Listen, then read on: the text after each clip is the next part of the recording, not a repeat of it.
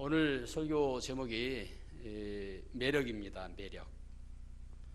여러분 한 분 한 분들 보니까 정말 매력이 있는 것 같아요. 오늘 찬양 인도하신 분 어디 계시죠? 네, 찬양 좀 그 매력에 빠져버렸습니다. 제가 처음에 총신대학을 80년도 들어갔는데 이 총신대학에 딱 들어가니까 그 친구들이 한 40명 됐거든요. 40명 중에서 한 열 몇 명이 기타를 메고 다니는 거예요. 그래서 기타를 잘 치나 보다 이렇게 생각을 했어요. 그런데 한 사람 한 사람 기타를 치는데 얼마나 기타를 잘 치는지 거의 막 수준급이에요. 그래서 그때 제가 하나님께 기도를 드렸습니다. 하나님, 저 기타 못 치는데요. 하나님, 기타 못 치면은 요새 중고등학부 인도 못 하잖아요. 그러니까 저는 목회 안 하겠어요. 하나님께 기도를 드렸어요. 기타 치는 사람이 매력 있게 보이고 기타 못 치는 나는 못 배운 사람이 되는 거예요. 이렇게 매력이란 건 굉장히 중요한 것 같습니다. 여러분 중에 혹시 저처럼 기타를 못 치는 것 때문에 또 오늘도 이 찬양을 딱 보니까 찬양곡이 레벨이 그냥 A 레벨이에요. 그래갖고 저처럼 그냥 70, 80 세대 찬양을 부르는 사람들은 도대체 이 콩나물 대가리를 잘 못 쫓아가겠어요. 우리가 여러 가지 이유로 우리의 매력을 찾지 못하고 실망할 때가 대단히 많이 있습니다. 그러나 우리는 분명히 알고 있어야 됩니다. 저는 오늘 찬양하면서 특히 완전하신 주님을 찬양할 때 제 마음이 너무 행복했습니다. 왜냐하면 기타 치는 사람이 있으면 기타 못 치는 사람도 있어야 완전히 만들어지거든요. 양이 있으면 뭐가 있어야? 음이 있어야 세상이 완전한 것이 되거든요. 그래서 이곳에 모인 여러분 모두는 사실은 매력 덩어리인 줄로 믿습니다. 그래서 여러분들 굉장히 자부심이 있어야 돼요. 그게 대단히 중요한 겁니다. 매력이 있을 때 거기에서 생명력이 일어나는 것이죠. 저는 이 화정중앙교회에 온 지 이제 한 달밖에 되지 않습니다. 여러분은 적게는 수년이 되었고 어떤 분들은 지금 40주년이죠. 40년째. 혹시 40년 동안 이 교회 다니신 분 계십니까? 40년. 오, 그러시군요. 예.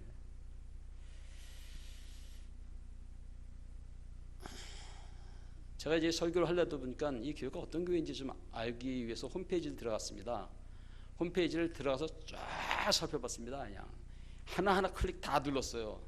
그래서 다 살펴보고 오늘 제가 평가를 내리면 이 설립 40주년 되는데 이제 39년째 이상원 교수님이 와서 설교하셨더라고요. 이상원 교수님 뭐라고 그러셨냐면은, 여러분 이상원 교수님이 39년째 와서 하신 말씀 기억나십니까? 기억을 못하는 것도 매력인가 봐요. 그렇죠? 그래서 저는 그 영상을 1시간 28분 영상이더라고요. 그걸 제가 다 들었습니다. 도대체 39주년에는 무슨 얘기 했을까? 40주년에는 내가 무슨 말을 해야 될까? 이 설교 준비가 쉽지 않죠. 이런 걸 다 해야 됩니다. 그런데 그래서 이제 설교 원고를 딱 준비하다 보니까 얼마나 준비를 많이 했냐면은 해보니까 한 3시간을 해야 되더라고요.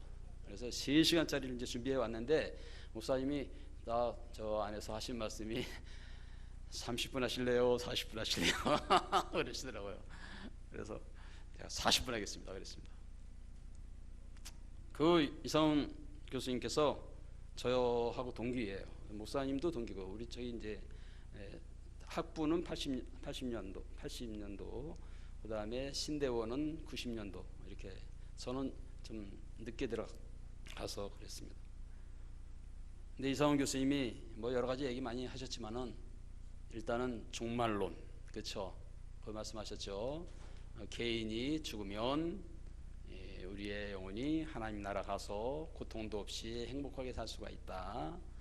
그리고 온 세상 모든 사람들은 이 일반적인 종말을 당할 텐데 그냥 살면 안 된다. 산 만큼 주님께서 거기에 대해서 공평하게 여러분들을 판단하실 것이다. 그래서 여러분 1년 동안 잘 지내셨습니까? 네, 잘 사셨습니까? 그래서 오늘 설교를 뭐 할까 그래서 잘 살았는지 안 살았는지 스스로 점검하게 하면 되겠다 이 생각이 들었던 거예요. 이상훈 교수님이 재밌는 말로 화두를 꺼내서 저도 잠깐 이상훈 교수님처럼 재미는 없겠지만 그냥 뭐 아재 개그라고 생각하고 그냥 들어주세요. 짜증 부리지 마세요. 80년 90년생들.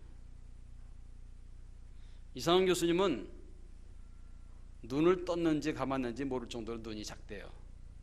그렇습니까? 네, 별로 반응이 없으신데. 저는 섰는지 안 섰는지 모를 정도로 키가 작습니다. 저희 집사람하고 저 동대문에 있는 카페에서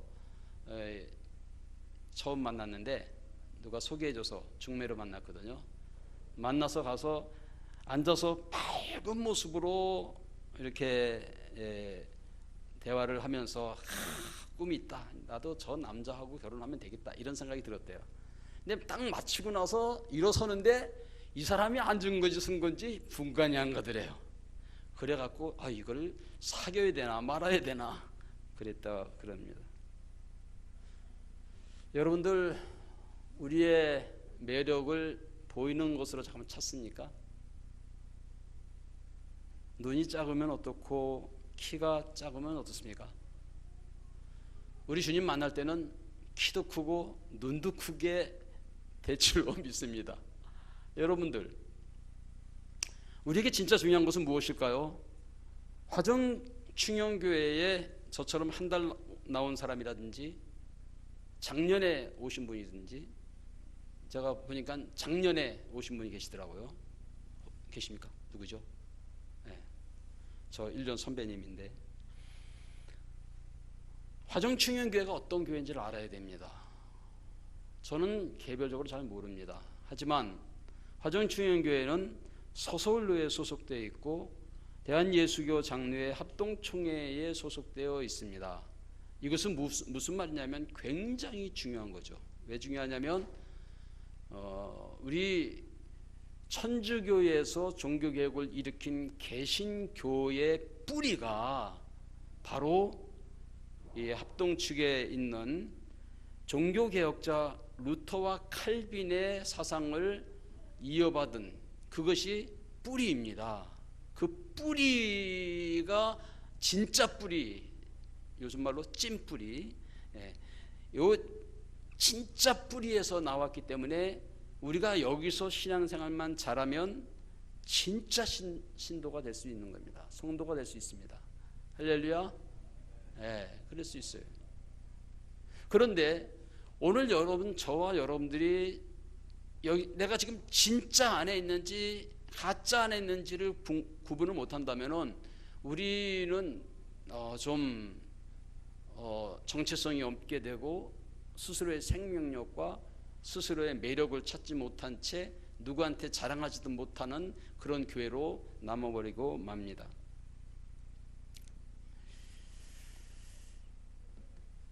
그래서 우리에게는 1517년 10월 31일 루터가 비텐베르그 성교회 정문에 라틴어로 된 95개 의견서를 내걸었던 그때를 우리는 기억하고 있어야 합니다. 그 종교개혁의 핵심이 뭡니까? 루터는 성경을 읽었다라는 것입니다. 여러분, 우리 개신교는 성경을 읽고 깨닫는 데 놓여져 있습니다. 그것이 가장 중요한 겁니다. 성경 말씀을 읽었으면 생명이 우리에게 오고 풍성하게 읽었으면 생명이 풍성하게 올 줄로 믿습니다. 그것이 굉장히 중요합니다. 루터는 성경을 읽으면서 오직 예수님이 우리의 죄를 용서해 주시기 위하여 보배로운 피를 흘리셔서 우리의 모든 죄가 용서함 받았다라고 하는 사실을 성경을 읽으면서 깨달았던 것입니다. 여러분들은 교회를 다닐 때 왜 다닙니까? 성경을 읽으면서 무엇을 깨닫습니까? 내가 죄인이라는 사실을 깨달을 뿐만 아니라, 여러분, 내가 죄인임을 깨닫는다는 것은 인간 본성의 가장 중요한 겁니다. 저는 중학교 2학년 때 제가 죄인이라는 사실을 깨달았습니다. 그래갖고 이 죄를 어떻게 해결할 수 있을까를 생각하는데, 교회에서 예수님이 내 죄를 위하여 돌아가셔서 내 죄가 용서받을 수 있다라는 말씀을 하면서 저는 아멘으로 받고, 그때부터 저는 기도 드릴 때마다 너무 감사한 거예요. 제가 어떤 사람이 되었어요? 죄인인데 의인이 된 거예요. 할렐루야. 교회 다니는 사람은 항상 이러한 정체성이 있어야 됩니다. 나는 의인이다, 나는 죄인인데 나는 의인으로 변했다라고 하는 이 변화에 대한 깨달음, 엄청 중요한 겁니다. 여러분들 요새 계시록을 강의하고 계시잖아요. 계시록 4장 5장에서 어린 양 예수님의 십자가의 피 흘리심에 대한 찬양이 하늘 성전에서 영원히 드릴 찬양이라고 하잖아요. 이것이 우리에게 있어서 굉장히 중요한 겁니다.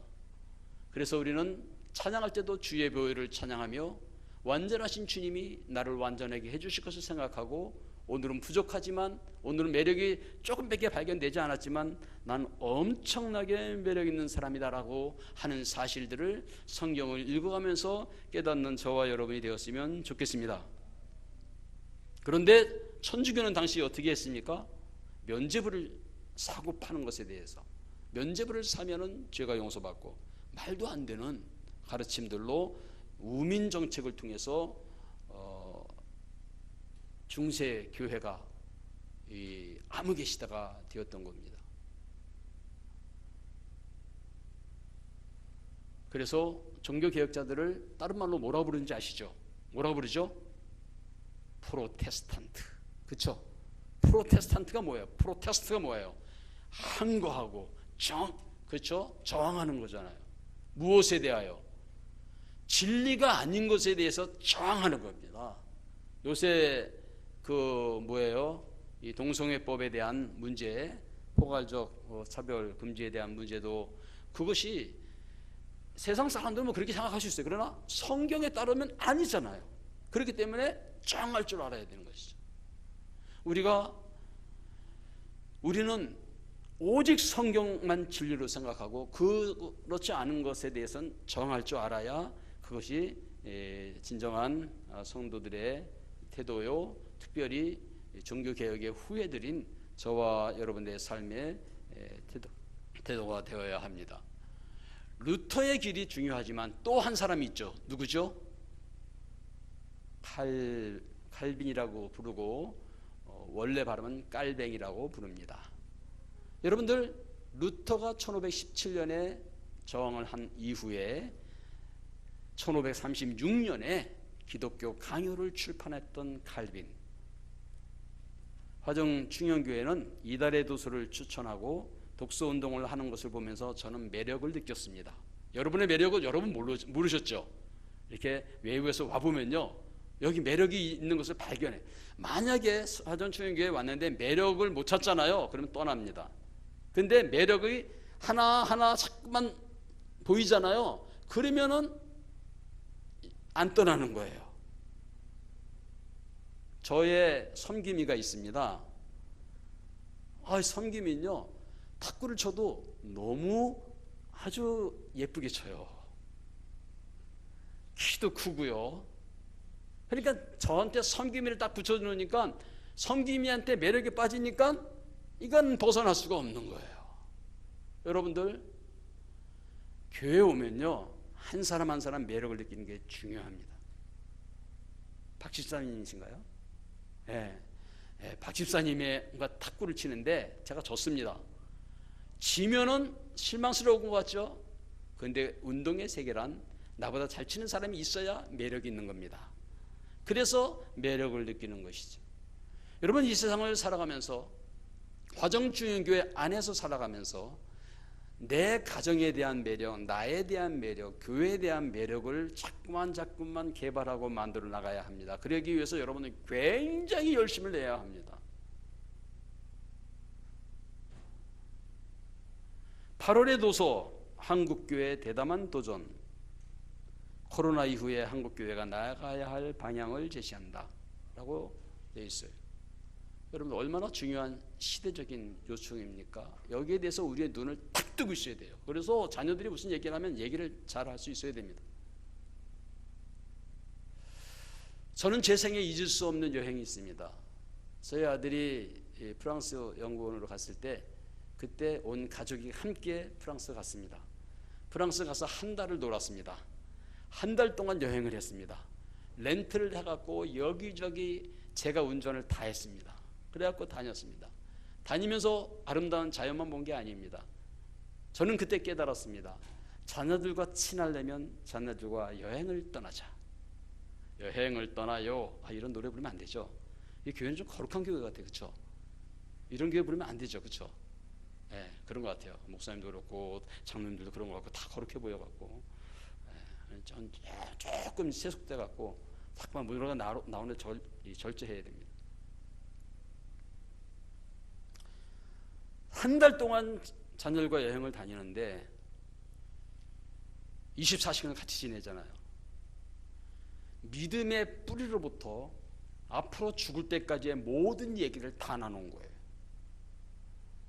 그런데 놀라운 사실은 자녀들과 얘기를 나누는데 우리 친척들과 같이 한 8명이 갔거든요. 너무너무 행복한 거예요.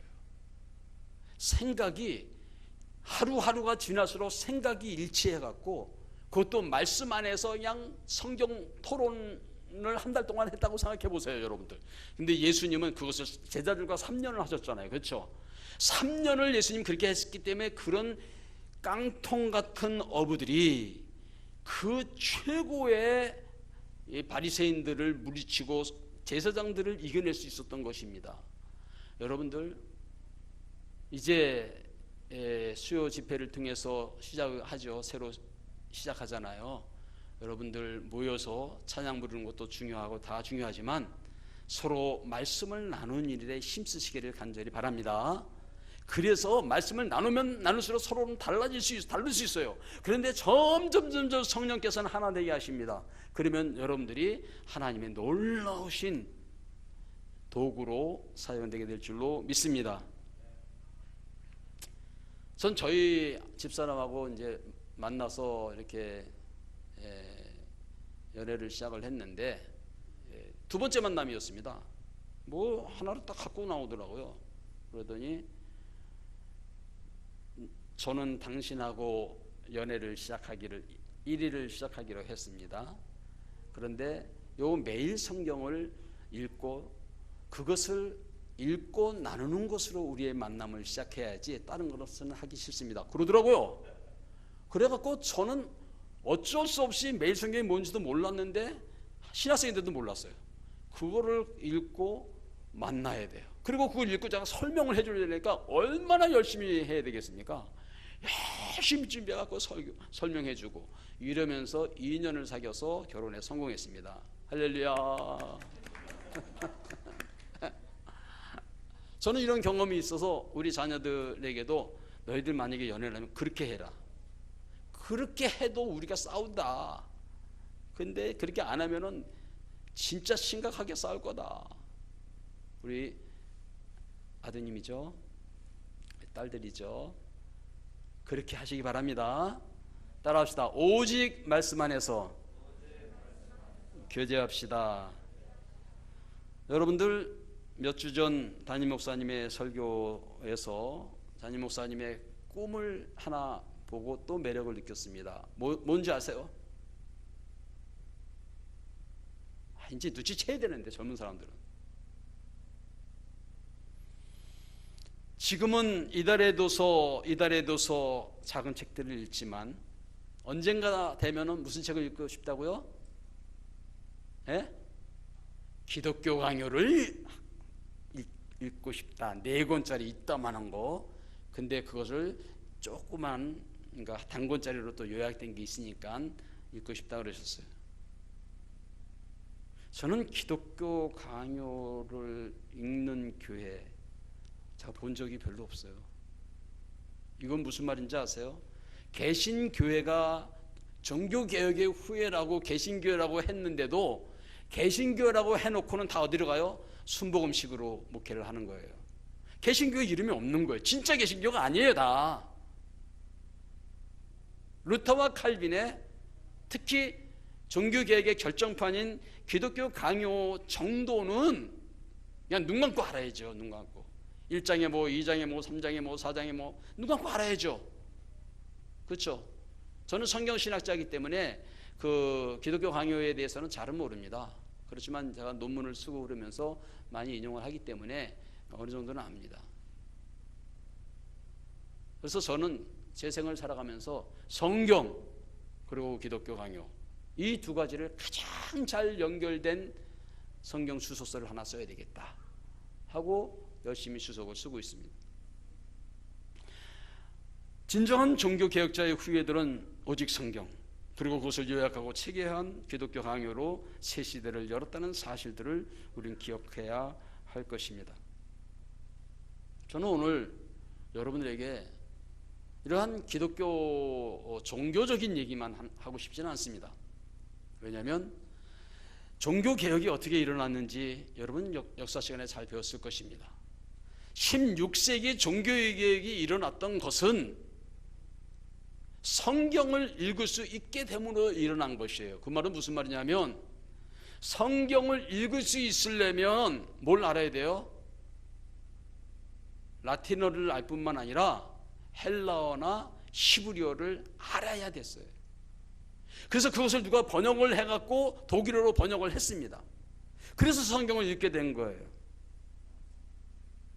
1522년 루터가 신약성경을 독일어 번역판으로 출판하면서 종교개혁은 국민들을 향해서 산불처럼 번져나갔습니다.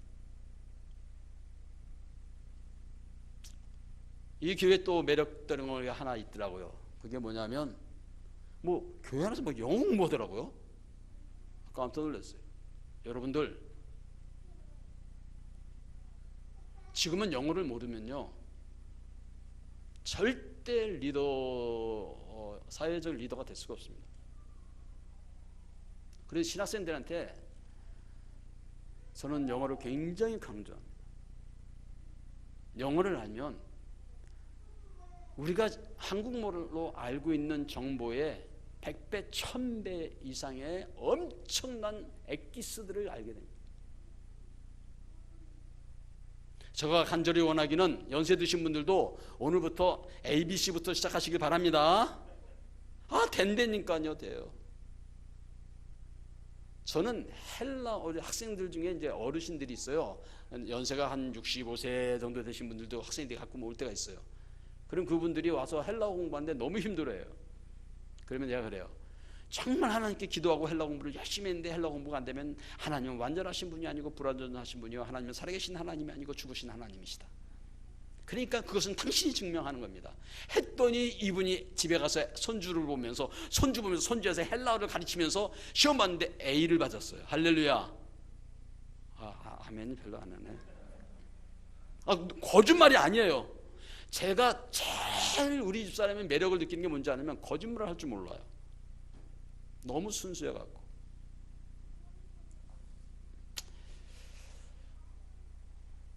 여러분들 종교개혁은요 르네상스라고 부르는 문예부흥이라고 부르는 200년 전에 14세기에 문예부흥이 있었기 때문에 종교개혁이 있었던 거예요.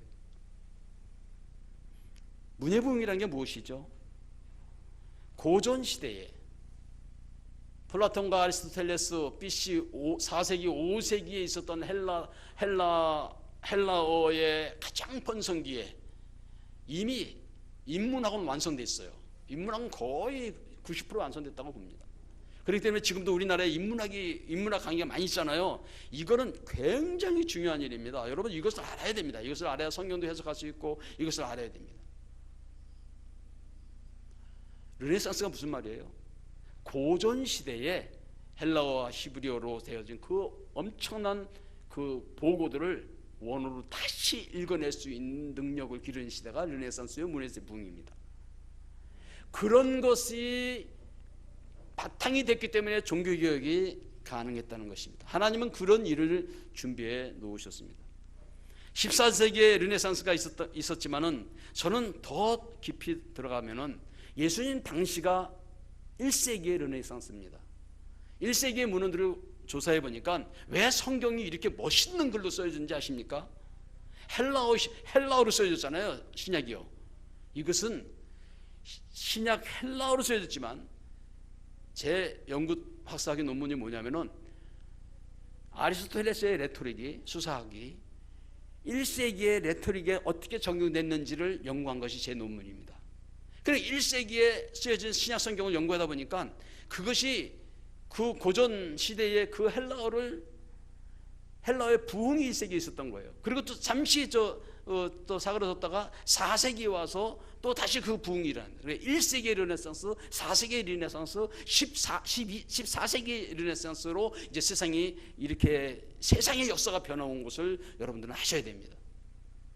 그런 분위기에서 성경이 거기에 활용 점정이 되어서 사람들의 이성을 다 깨쳐버린 거예요.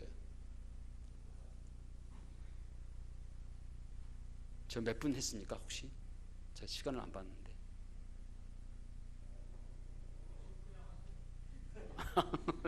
예, 좀 순종하겠습니다. 저는 또 바보처럼 하라 그러면 또 해요.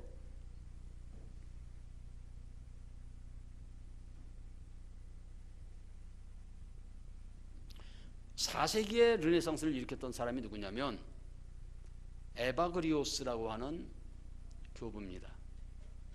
그리고 제가 전공했던 유명한 황금의 입 크리소스톰, 바실리오스, 이런 사람들이 4세기를 주름잡았던 사람들의 모습입니다. 제가 이 얘기 왜 하는지 아십니까? 여러분 지금 여러분이 화정주연교회를 다닐 때 지금 이 순간이 얼마나 중요한 순간인지 아십니까? 지금은요 한국 사회가 인문학, 새로운 문예 부흥의 절정을 향하여 가고 있습니다. 여러분 지금 여러분들이 이 사회에 있는 인문학에 대한 관심들 갖지 않으면 교회는 앞서가는 교회가 절대 될 수 없습니다. 전 아들이 둘이 있는데 둘 다 공돌이에요.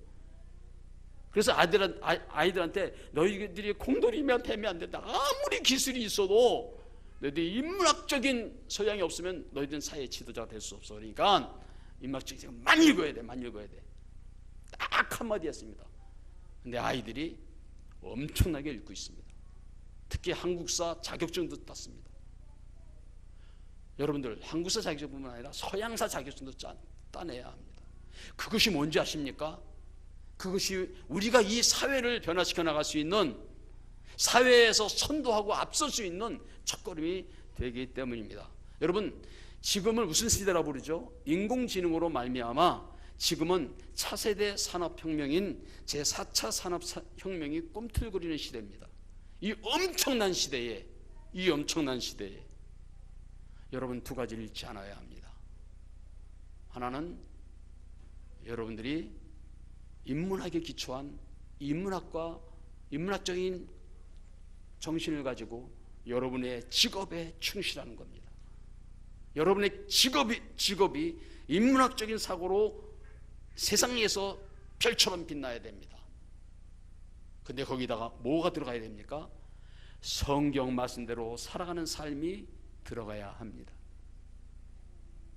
그래서 아무리 세상에 인문학적인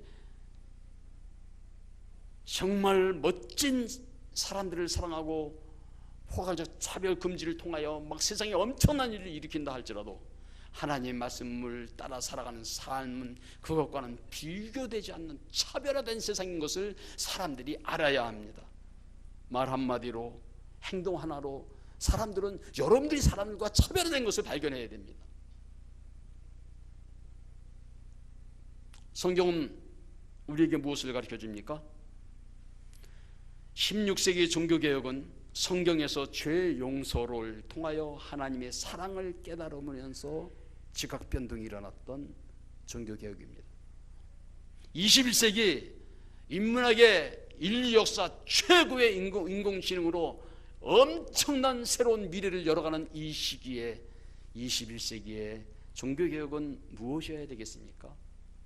16세기는 하나님 사랑, 죄 용서를 받고 하나님 사랑으로 살아가는 그런 종교개혁이었다면 21세기는 이웃을 가슴에 품고 그 하나님 사랑과 이웃 사랑을 조화를 일으킬 때 이것은 가장 매력 있고 가장 생명력 있는 그러한 교회로 거듭나는 놀라운 역사가 일어나게 될 줄로 믿습니다. 저는 사도행전 주석을 쓰고 있는 사람입니다. 그래서 간단하게 사도행전에 대한 이야기를 좀 전하고자 합니다. 오늘 읽었던 사도행전 9장 31절 말씀은 사도행전에서 굉장히 중요한 구절입니다.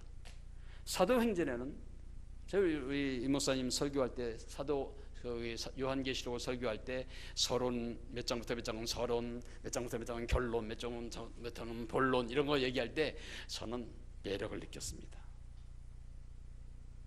왜냐하면 성경을 읽을 때는 구조를 이해하지 못하면 절대 성경을 제대로 이해할 수가 없습니다. 하나만 톡 집어서 얘기하는 것을 좀 유식한 말로 프로프 텍스트라고 그래요. 좀 일상적인 말로 이어령 비어령 자기 마음대로 자의적인 해석을 한다는 말입니다. 대부분 성도들이 할 수 있는 것은 그런 자의적인 해석이 주로 많아요. 목사님이 왜 필요한가? 목사님은 전체 속에 그것을 균형 잡을 줄 알아요. 그것이 목사님 역할인데 우리 목사님 그거 잘 하시더라고요. 사도행전도 마찬가지입니다. 사도행전은 1장부터 6장 7절까지가 제1부예요. 6장 8절에서 12장 24절까지가 2부고 12장 25절에서 19장 20 제가 이렇게 얘기하면 여러분들 하나도 모르시겠죠. 이렇게 27절까지 또 19장 21절에서 마지막에서 4부 이렇게 네 단락으로 나눠집니다. 다시 말하면 사도행전을 읽을 때는 네 기둥을 읽을 줄 알아야 되는 거죠. 근데 그 네 기둥 사이에 세 개의 기둥이 놓여져 있습니다. 그것을 오늘 여러분과 함께 나누고 싶은데 그러면 네 기둥에 작은 세 기둥이 있으면 모두 기둥이 몇 개죠? 몇 개예요? 7개죠. 7개입니다. 그 9장 31절을 한번 읽어보겠습니다. 같이 읽어봅시다. 시작. 그리하여 온 유대와 갈릴리와 사마리아 교회가 평안하여 든든히 서가고 주를 경외함과 성령의 이르로 진행하여 수가도 많아지니라. 아멘. 이렇게 이 작은 기둥의 얘기는 무슨 얘기냐면 교회에 대한 얘기예요. 9장 31절에 보니까 그리하여 온 유대와 갈릴리와 사마리아 교회가 평안하였다라고 해요. 이거를 이렇게 읽으면 여러분 모르지만 이제 헬라어로 읽으면 교회가 평화를 소유하고 있었다. 우리 문법으로 따지면 뭐예요? 과거 진행형. 여러분 과거 진행형으로 나오면요 이거는 부각하는 내용이에요. 헬라어로는 미완료 과거 시제라고 얘기하는데 이것은 저자가 이 부분을 굉장히 강조하는 부분이에요. 평평하게 과거 시제로 나가다가 과거 완료 진행으로 나가잖아요. 그러면 쭉 드러내는 부분이에요. 지금 사도행전을 진행하면서 무슨 얘기하고 싶은 거예요? 교회가 평화를 소유하고 있었다. 이런 얘기를 하고 싶은 겁니다. 여러분, 어떤 교회가 매력적인 교회라고요? 평화를 소유하고 있는 교회입니다.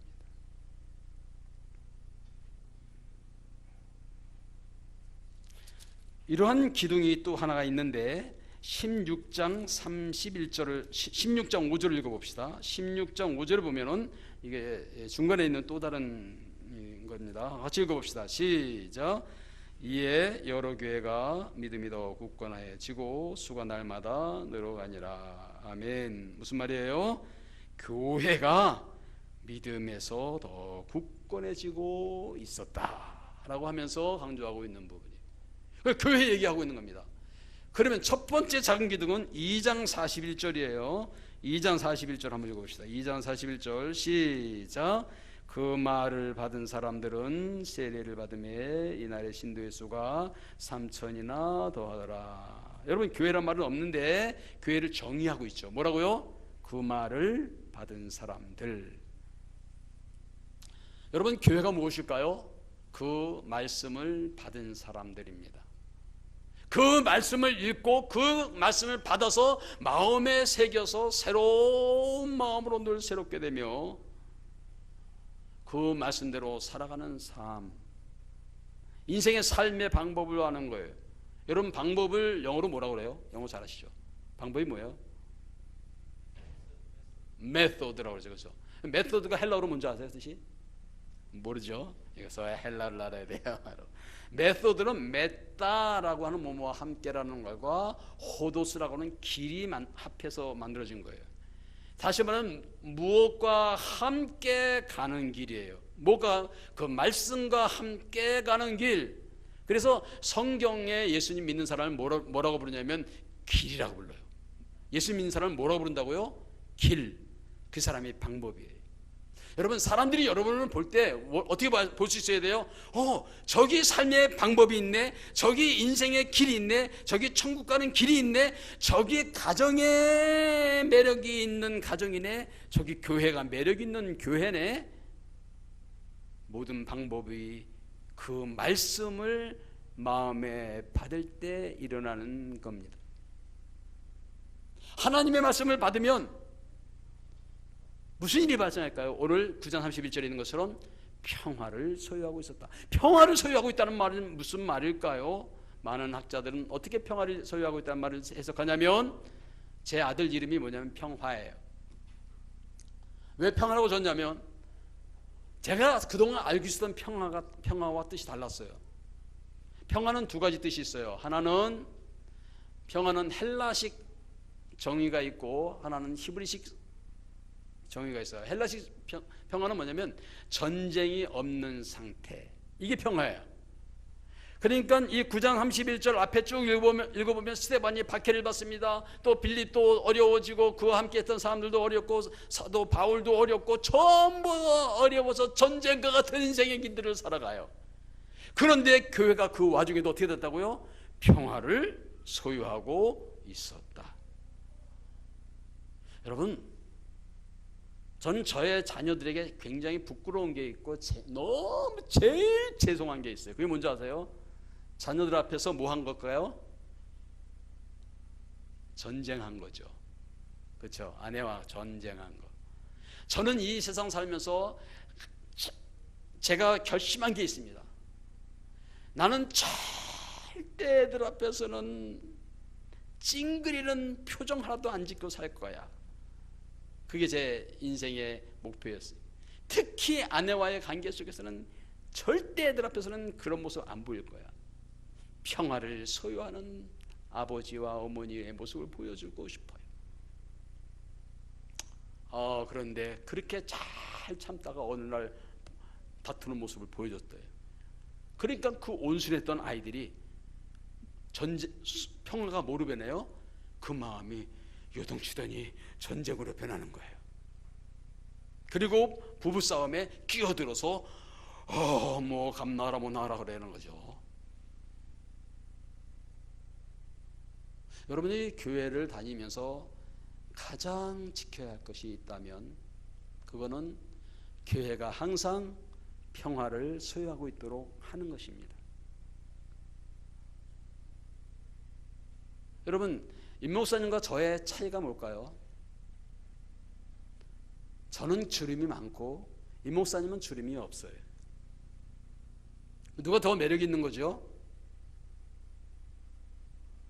따라합시다. 주름 있으면 있는 대로, 없으면 없는 대로 매력 있는 거예요. 그렇죠? 그게 되게 중요한 일이에요. 우리는 이 세상에 살아가면서 둥글둥글 살아갈 줄 알아야 돼요. 모르겠어요. 저는 지금까지 살아가면서 우리 두 형제가 있는데, 아들이 있는데 싸우는 거 한 번도 본 적이 없어요. 말다툼을 하는 거 본 적도 없어요. 학원 다녀서 학원 선생님 만나서 선생님들 만났는데 얘는 성인 군자 같대요. 할렐루야. 아, 왜 그래요? 아, 그냥 해주세요. 여러분들, 이렇게 정말 평화로운 모습을 못 보일 때도 있지만 자녀들이 잘 자라줘서 너무나 감사해요.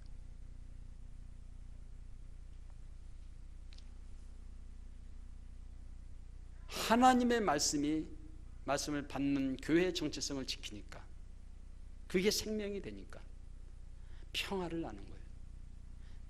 왜 내가 싸우면 안 되지? 그것은 주님께서 내 죄를 위하여 대신 죽어서 내 죄를 용서해 주셨는데 이 몸을 더럽히면 안 되잖아. 그러니까 화도 낼지도 모르고 욕할 줄도 모르고 내가 평화를 유지하면서 이 거친 세상을 살아가려니 얼마나 힘들어요. 그러나 살아내려고 몸을 쳐보는 거예요. 교회가 그런 것입니다. 교회는 하나님 말씀을 따라 살아갑니다. 그런데 평화를 누릴 줄 아는, 왜냐하면 하나님과의 평화가 있기 때문에 사랑과의 평화를 누리는 곳입니다. 여러분 발견하지 못했겠지만 헬라어로는 여기 온 유대와 갈릴리와 사마리아의 교회들이 많이 있었는데 그 교회는 그 교회, 헬라어로 해, 영어로 너, 한국말로 그 하나의 교회를 얘기하고 있습니다. 여러분들, 유대에 있는 교회와 갈릴리에 있는 교회는 촌놈이라고 생각하면서 서로 갈라질 수도 있고, 유대인과 사마리아 사람들은 천년의 한이 묻힌 사람들이에요. 절대 저들을 평화롭게 할 수는 없어요. 그런데 초대교회는 그 일을 이루어냈다라는 것입니다. 우리 화정충현교회가 지금까지도 잘 해오셨겠지만 여러분들 앞으로는 자신을 화목제물로, 평화의 제물로 드려서라도 평화를 이루어내는 하나님의 자녀, 진정한 하나님의 자녀가 되기를 주님의 이름으로 축원을 드립니다. 그럴 때 교회는 든든히 서갔다라고 말합니다. 제가 이 교회를 다닌 지 한 달 됐어요. 그렇죠? 한 달 됐는데 누구만 알아요? 에? 목사님은 뭐 맨날 축구 같이 해서 좀 알지만 우리 성김이만 조금 알아요.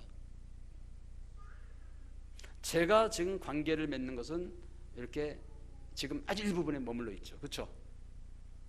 그 다음에 나보다 탁구 잘 치시는 박 집사님은 알고 조금 알죠. 그리고 저하고 동기인 저 집사님을 알고. 여러분들이 교회에 있으면서 든든히 서간다는 것은 헬라어로 무슨 뜻이냐면 집을 짓는다 이런 뜻이에요. 교회가 평안하다는 말은 무슨 말입니까?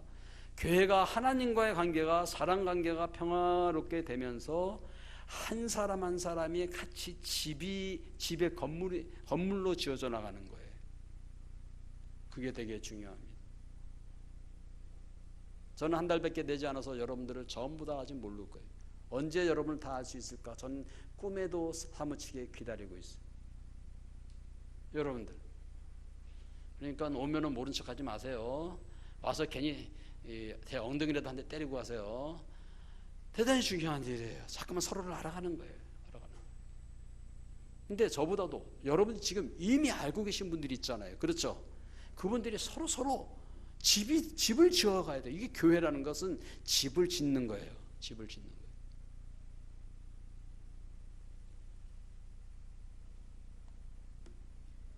여기 평화라는 것은, 여기 한국말의 인사가 안녕이라는 거. 여러분 안녕이 무슨 뜻인지 아세요? 사전을 찾아봤어요. 아무 탈이 없다. 몸에 탈이 없어서 아프지도 않고 건강한 거. 마음에 탈이 없어서 걱정하지도 않고 편안한 거. 여러분들 이게 안녕이란 거예요. 여러분 그리스 사람의 인사가 뭔지 아십니까? 그리스 사람은 하이레 이렇게 인사합니다. 또는 야수 이렇게 인사합니다. 하이레란 말은 하라라고, 카라, 기쁨을 나눈다 이런 뜻이고, 또 야수 그러면 건강을 나눈다 이런 뜻이고. 그러니까 안녕하고 뜻이 많이 비슷합니다. 근데 이스라엘 사람들의 인사는 뭔지 아세요? 샬롬. 샬롬이 평화죠. 여기 나오는 이 내용이에요. 평화는 무슨 뜻입니까? 이것이 평안, 이렇게 심리적으로 편향되어서 해석하는 경우들이 많이 있는데, 그거는 조금 약한 뜻이고, 그건 아주 소극적인 뜻이에요. 헬라적 개념에 불과한 겁니다. 히브리적 개념에서 샬롬은 원래 복음이 샬롬이에요. 예수님을 믿으면 하나님과의 관계가 회복되고 사람과의 관계가 회복되고, 요즘 코로나 시대에는 이 자연과의 관계도 회복돼 나가는 거예요.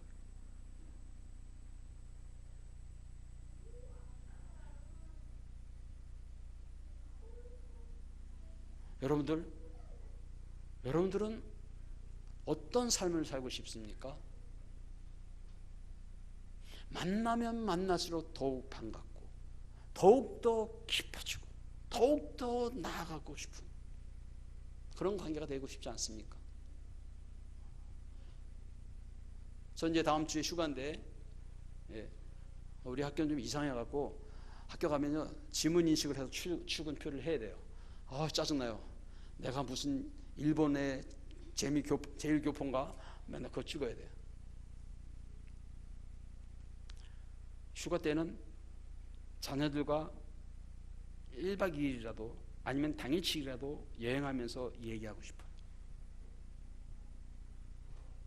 그렇게 아이들과 관계가 좋음에도 불구하고 얘기를 진지하게 나눌 수 있는 시간들이 별로 없어요.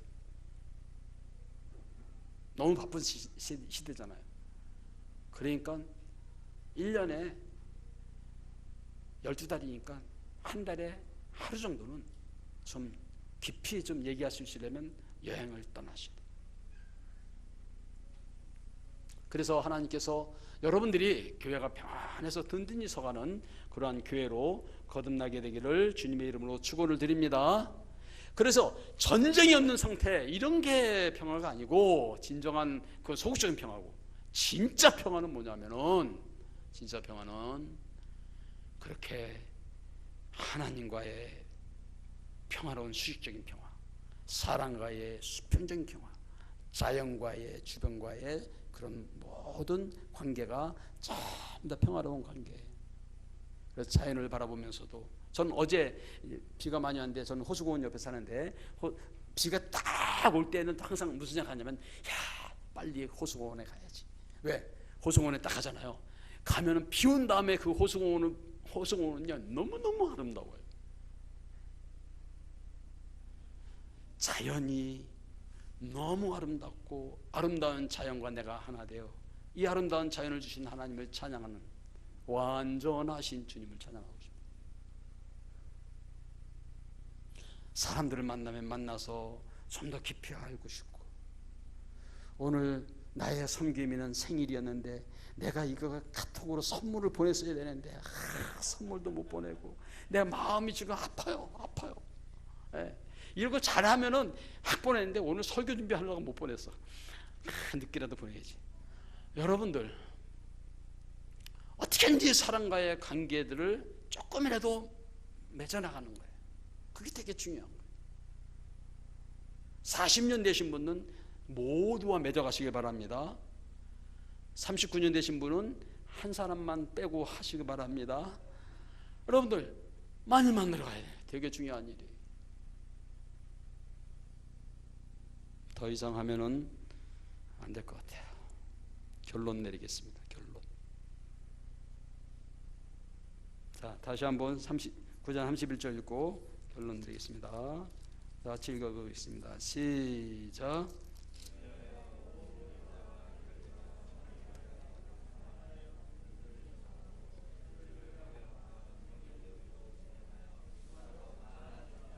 아멘. 여러분들 교회의 특징이 뭐냐면 교회가 수가 더 많아져야 되잖아요. 그렇죠? 네. 교회가 수가 더 많아지지 않는 이유는 여기처럼 그 말씀을 받고 하나님과의 평화, 사랑과의 평화를 누리면서 그 안에 매력을 많이 만들어가지 않을 때 교회가 수가 많아지지 않는 거예요. 얼마나 그것이 만들어지냐. 그러니까 전도하려고 하지 말고 뭘 먼저 해야 돼요?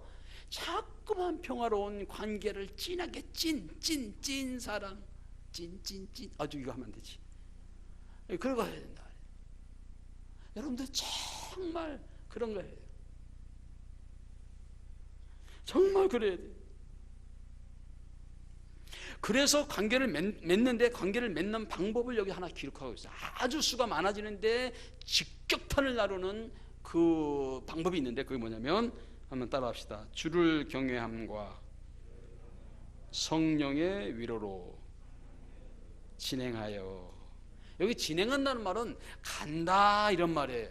우리가 간다라는 말은 산다 이런 말이에요. 우리가 교회가 생명력인 것처럼 살아가야 하는데 어떻게 살아가야 하냐면 교회는 늘 완전하신 주님을 경외하고 살아가야 되는 거예요. 완전하신 주님을 경외한다는 것은 두 가지 뜻이 있어요. 하나는 2장의 경외란 말이 나오는데 어떨 때 나오는 말이냐면 하나님의 성령의 놀라운 능력이 나타나니까 사람들이 주를 경외합니다. 능력으로 말미암아 주님의 위대하심을 보니까 주를 경외해요. 따라합시다. 구원의 경외함. 구원의 역사를 보면서 경외감을 느끼는 거예요. 여러분 세상에 놀라운 일이 많잖아요. 그렇죠? 이 고양시에도 이 국보가 몇 개 있어요. 그렇죠? 예? 여러분들 그리스의 세계 최고의 보물이 있죠. 그게 뭐죠? 이거 인문학이